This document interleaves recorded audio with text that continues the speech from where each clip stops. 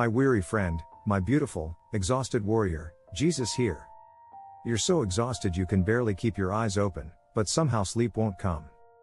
You want to pray, but you don't even have the energy to form the words. Your heart is full of things to say to God, but your mind is too tired to organize them.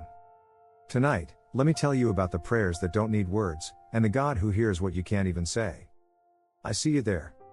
I see those heavy eyelids fighting to stay open, not because you're not tired, but because your heart has so much it needs to say. I see that internal wrestling match between your desperate need for rest and your desperate need to connect with me. Here's what I need you to know right up front. I don't need your eloquent prayers tonight. I don't need your perfectly structured petitions, your theological accuracy, or your spiritual vocabulary. What I need is your presence, and you're already giving me that just by lying there, just by listening, just by being too tired to put on a spiritual performance. You know what some of the most powerful prayers in my book look like? They're not speeches. They're sighs. They're not sermons. They're groans too deep for words. Romans 8:26 says that when you don't know how to pray, my spirit intercedes for you with groanings that can't be uttered. That means right now, as you're lying there feeling like you should be praying but can't find the strength, my spirit is translating your exhaustion into intercession. Your weariness is being transformed into worship. Your inability to find words is becoming the most honest conversation we've ever had. Maybe you're lying there thinking about that person you're worried about, but you're too tired to form a proper prayer for them. I hear your concern. That's prayer. Maybe you're thinking about that situation that's been weighing on your heart, but you don't know what to ask for. I feel your burden. That's prayer too. Maybe you're just lying there feeling overwhelmed by everything on your plate tomorrow, too tired to ask for help but desperately needing it. That overwhelm? That's a prayer for strength. That tiredness? That's a prayer for rest. That worry? That's a prayer for peace. See, you think prayer has to be this formal thing, this scheduled appointment where you clean up your spiritual act and present your case to the divine court. But some of my favorite conversations with people happen exactly like this, in the dark, when their defenses are down, when they're too tired to pretend they have it all together. Let me tell you about Elijah.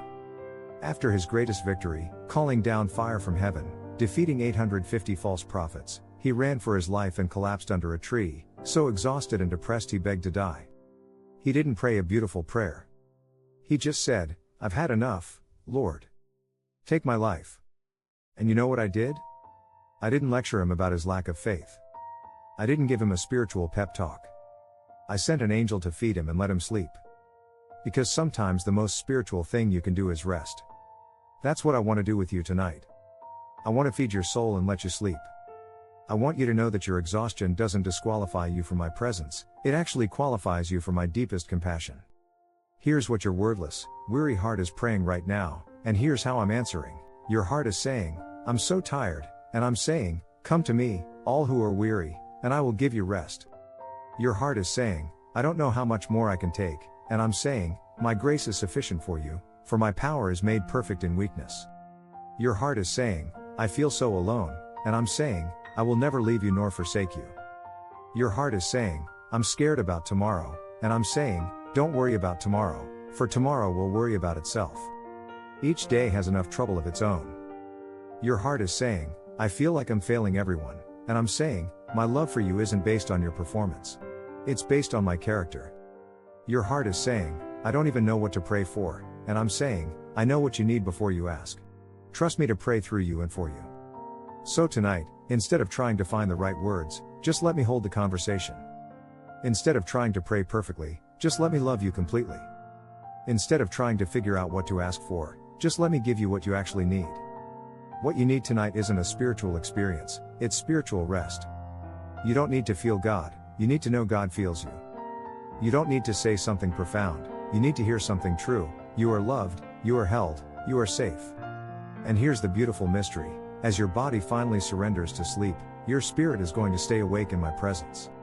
While your mind rests, your soul is going to commune with mine. While your body recovers, your heart is going to receive exactly what it's been too tired to ask. This is the prayer you were too tired to pray, but I heard it anyway. God, I need you. I don't know how to do this life. I'm tired, I'm scared, I'm overwhelmed, but I trust you. Help me rest. Help me trust. Help me wake up tomorrow knowing I'm not alone. And here's my answer. I've got you, beloved. Rest now. I'll take the night shift.